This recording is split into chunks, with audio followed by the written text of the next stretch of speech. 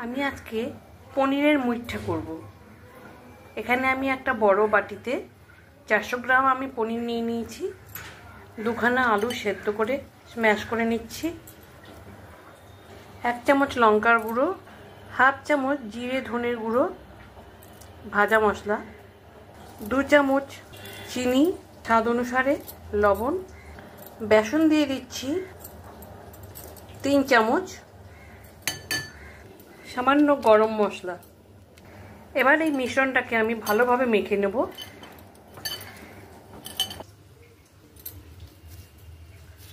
এবার এগুলো আমি হাতের মুঠোর মধ্যে ভালো করে চেপে চেপে শেপ দিয়ে নেব।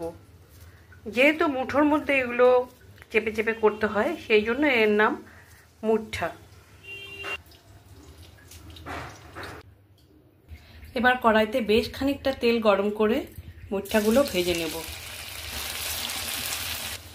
গ্যাস কমিয়ে হালকাভাবে ভেজে নেব। মুঠাগুলো ভাজা হতে হতে এদিকে আমি একটা টমেটো, 3-4টে কাঁচা লঙ্কা, 1 ইঞ্চি আদা বেটে নেব।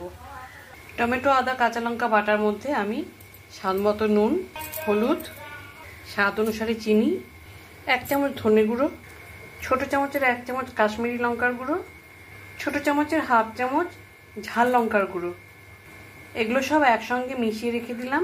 এদিকে সমস্ত মুঠাগুলো ভেজে আমি তুলে রেখেছি। রিফাইন তেল দিয়ে ভেজেছি, অনেকটা তেল ছিল বলে আমি কিছুটা তুলে রেখেছি। আমি সামান্য একটু সর্ষের তেল দিয়ে দিলাম, সাদা জিরে ফোড়ন দিলাম। এবার সমস্ত বেটে রাখা মশলা দিয়ে দিলাম তেলের মধ্যে।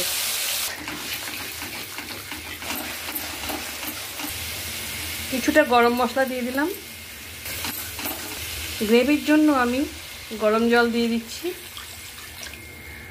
কোপ্তাটা মাখার সময় আমি একটু খাবার সোডা দিতে ভুলে গেছি, আপনারা একটু দিয়ে নেবেন। সরি, কোপ্তা বললাম, মুইঠা।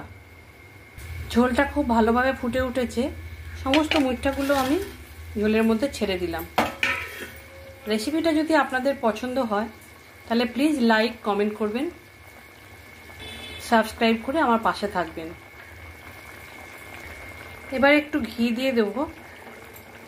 সম্পূর্ণ নিরামিষভাবে ছানার মুইঠা কারি আমার একদম রেডি।